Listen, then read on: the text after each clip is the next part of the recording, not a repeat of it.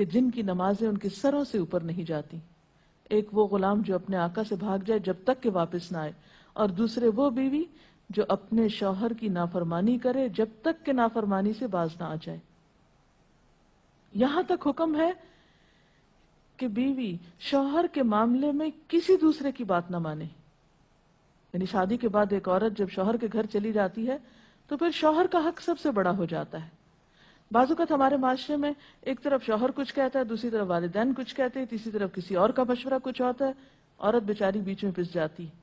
ایسے موقع پر عورت کے لیے کیا لازم ہے، اس کی پرائرٹی کیا ہوگی کہ وہ اپنے شوہر کی بات مانے. عورت کی دوسری بڑی ذمہ داری اپنی آبرو اور عزت و عصمت کی حفاظت ہے. عورت کوئی ایسا کام نہ کرے جس سے اس کی عفت و عصمت پر کچھ حرف آئے. ازدواجی زندگی کی خوشی کا راز باہم ایک دوسرے پر اعتماد ہے.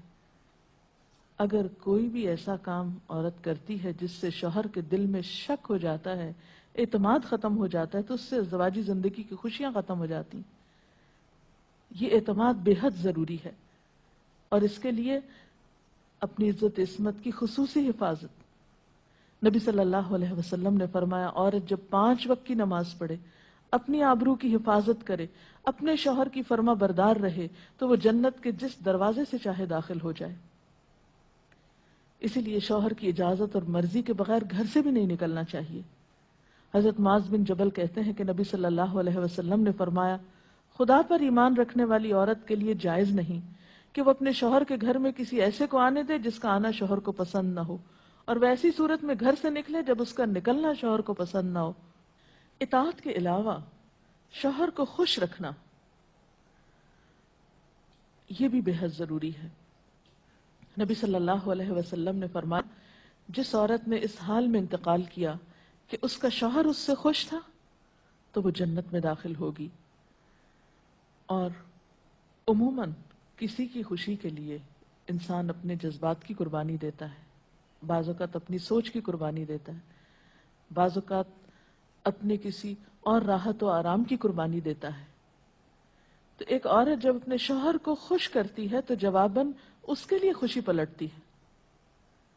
اس لیے گھریلو زندگی کی خوشی کا انحصار اسی بات پر ہے کہ دونوں ایک دوسرے کے لیے قربانی کے جذبات رکھتے ہوں، ایک دوسرے کے لیے رحمت اور ایک دوسرے کے لیے مودت کا ذریعہ ہوں. جیسا کہ قرآن پاک میں شادی کا مقصد ہی یہ بتایا گیا کہ دونوں کے درمیان باہم مودت اور رحمت کے جذبات ہوں، ایک دوسرے کے لیے سکون کا باعث ہوں، تاکہ انسانی زندگی بہترین طریقے پر رواں دواں رہے. اسی طرح شوہر سے محبت کا اظہار کرنا، اس کے ساتھ وفادار رہنا، اس کا احسان ماننا، یہ بھی بے حد ضروری ہے. حضرت اسماء کہتی ہیں کہ ایک بار نبی صلی اللہ علیہ وسلم میرے پاس سے گزرے، میں اپنی سہیلیوں کے ساتھ تھی.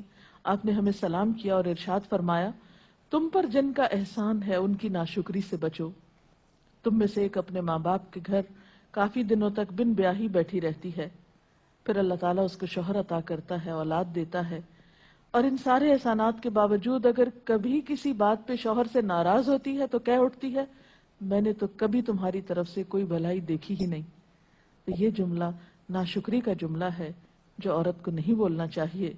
قیامت کے دن اللہ تعالیٰ اس عورت کی طرف نظر رحمت اٹھا کر نہیں دیکھے گا جو شوہر کی ناشکری ہوگی.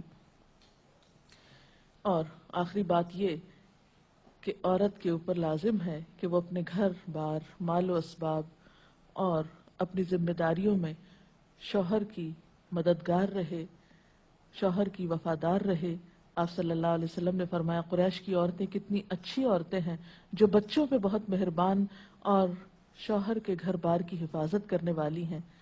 آپ صلی اللہ علیہ وسلم نے ایک اچھی عورت کی خوبیاں بیان کرتے ہوئے فرمایا، مومن کے لیے خوف خدا کے بعد سب سے مفید اور باعث خیر نعمت نیک بیوی ہے. اور نیک بیوی کون؟ جب وہ شوہر اسے کسی کام کے لیے کہے تو خوشی سے کر دے، جب اس پہ نگاہ ڈالے تو اسے خوش کر دے، جب اس کے بھروسے پہ قسم کھائے تو وہ اس کی قسم پوری کر دے، جب وہ کہیں چلا جائے تو اس کے پیچھے اپنی عزت و آبرو کی حفاظت کرے، اور شوہر کے مال و اسباب کی اور ان سب چیزوں کی نگرانی میں شوہر کی خیر خواہ اور وفادار رہے. اور اس کے ساتھ ساتھ اپنی صفائی، زیبائش اور سلیقہ مندی کا بھی ثبوت دے۔ اس سلسلے میں اگر آپ کے ذہن میں مزید کچھ سوالات ہوں تو آپ کر سکتے ہیں۔